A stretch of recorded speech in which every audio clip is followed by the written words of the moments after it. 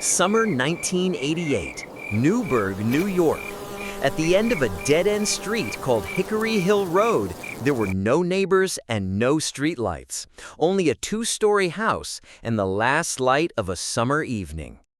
It was just after 9 o'clock. A boy stood alone in front of his porch at 167 Hickory Hill Road when the sky above him went black. Not gradually, all at once, as if someone had flipped a switch and shut off the entire world. He raised his eyes slowly.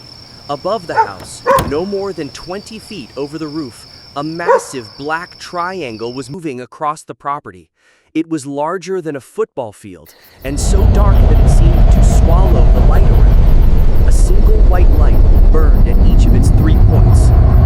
At the center of the craft was an opening, and inside it something glowed, a shifting plasma-like substance. There was no sound at all. No hum, no vibration, nothing. It moved so slowly that he could have walked faster.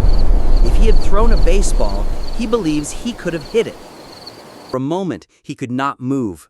Fear locked him in place, and he had the overwhelming feeling that if he made one sudden movement, the craft would somehow notice him. When 3/4 of it had passed over the house, he ran. The porch was only 10 feet away. It felt much farther. Inside, his father was asleep. His youngest brother was upstairs. His mother sat on the couch watching television. She brushed him off and barely moved. Then he screamed, "Come outside! There was a UFO!" She reached the porch door, and the second she looked outside, in a voice he had never heard from her before, she said, What is that? What is that?" By then, the craft had just cleared the house. It continued drifting eastbound toward the New York State Thruway at the pace of a slow walk. Impossibly large, impossibly silent.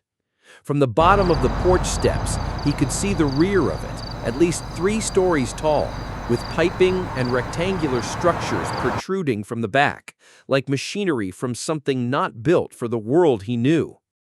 About a week later, at a relative's house 5 miles away, the sighting came up in conversation.